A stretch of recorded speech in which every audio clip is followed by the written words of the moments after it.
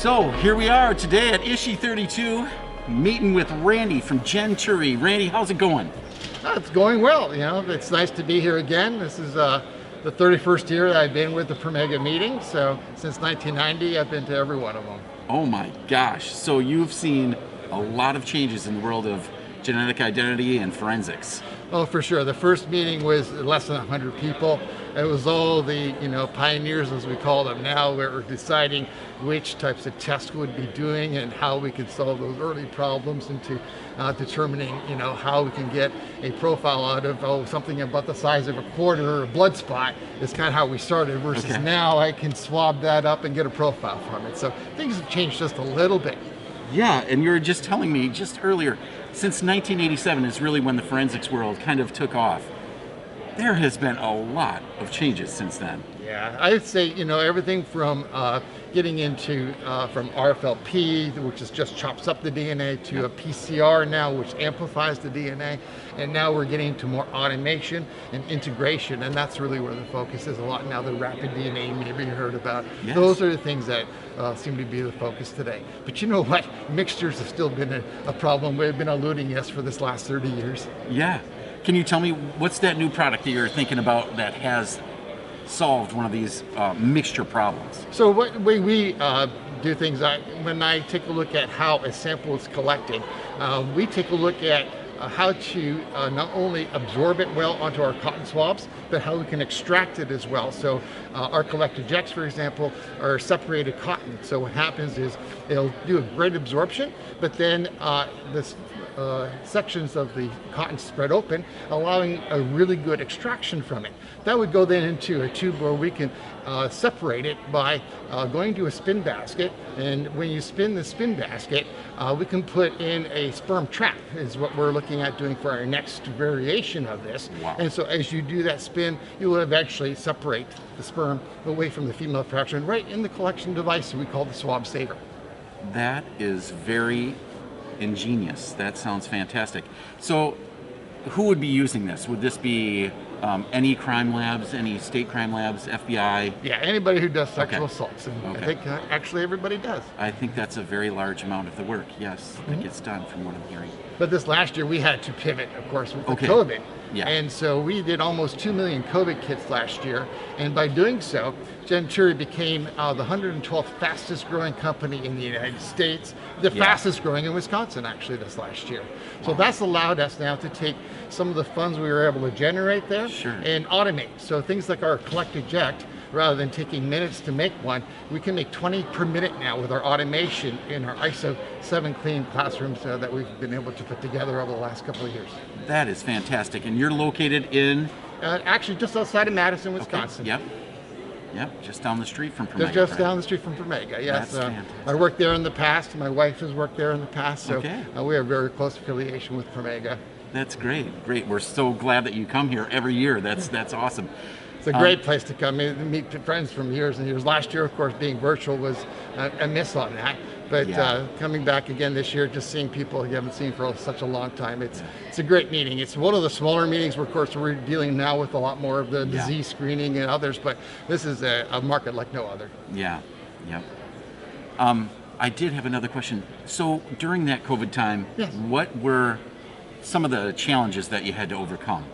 So we had to pivot big time. So, we were making these desiccating kits and collections. So to switch to a COVID kit that had a tube of viral media in it to preserve the virus and a different swab, the biggest challenge was getting hold of swabs. So another large company in the Madison area is called Exact Sciences that does the Cologuard. They couldn't get a hold of them. They were actually buying swabs from Gentueri because we were actually getting them from China, because that was the only place we can get an FDA-approved swab since the federal government was taking them all in. So we had, challenges, but by pivoting, we were able to find great success, as a matter of fact, allowing us to now grow from 3 to 4 person company to now a 34-person company. And now with all the people and our automation, we're ready to take on the world. That's absolutely spectacular. 3 or 4 people at the whole company. That's what it was. To 34. That's spectacular. And none of that business is actually slowing down, correct? I feel as though there's plenty of testing still going on? There is. The thing with COVID is what happened because the testing did taper off during the summer. Yeah. A lot of the healthcare departments to have a big inventory of kits. So what we've decided to do to keep our focus is we actually have shut down our COVID kind of production to now focus back onto these markets that are coming back into play. And now everything's mothballed but can easily be put back into play. So it's just a matter of keeping our business focused, what makes sense to make our money on, rather than trying to split what we're doing in both ways. Right. Oh, that's fantastic. So I know you've been in this business for a long time, but what drew you to it? What made you want to become this kind of a scientist in this kind of a environment? So back in the late 80s when, I was told biochemistry was the place to go, that's where I got my degree. And then started working with Life Technologies, and with them, we just did the life sciences. Well, one day, someone from the United States came up to where I was in Canada to visit the Royal Canadian Mounted Police, and they had gutted a whole section of maybe about a 40-foot by 60-foot area to start this DNA stuff. I said, what the heck is all this? There's an actual application for this? So as I was listening to what was going on, it became very clear that this was an area I really thought to be exciting. I can actually do something with all this DNA knowledge I knew.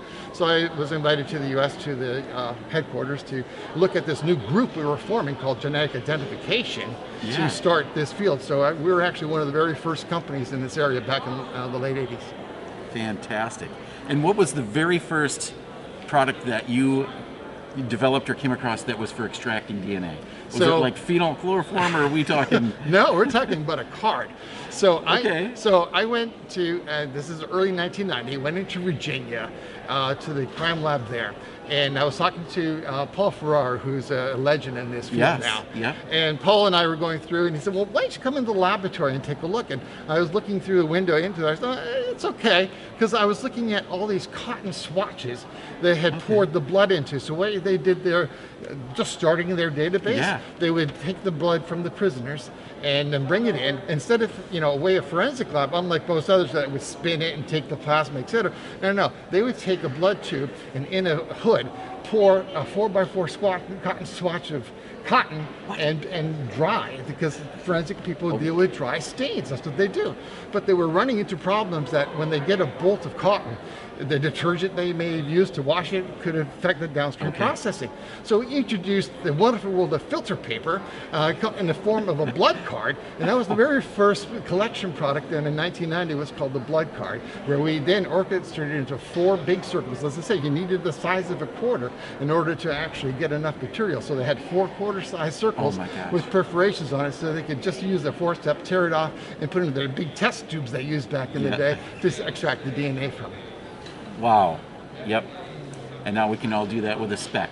Exactly. Yep, right? Exactly. Yep, like you said, there's your DNA sample. DNA. So we make a very good touch DNA collection device now that will collect that type of sample and do it in about the next 45 minutes, half-hour procedure to extract enough DNA from that, depending on the sample. Yep. Do you ever think about, because I've been thinking about this, can you even think about the number of people that you've helped in their life because of the products that you've made and the impact that you personally coming up with these products and doing these things, the people that you have helped in the world? Hard to know. I mean, we do a lot of international as well. So India is very hot for us right now, for example.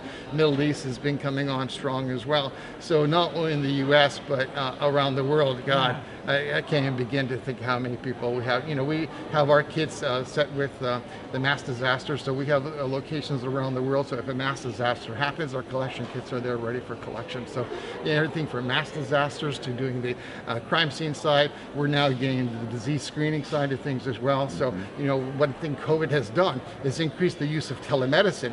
So what our vision is for Gentueri is, you talk to your doctor, at the end they say, well, that's all great, but I need a sample. You'll get your Gentueri kit tomorrow. Yes. And that's our future. That's fantastic. Yeah. Well, thank you so much. It's been such a pleasure chatting with you today.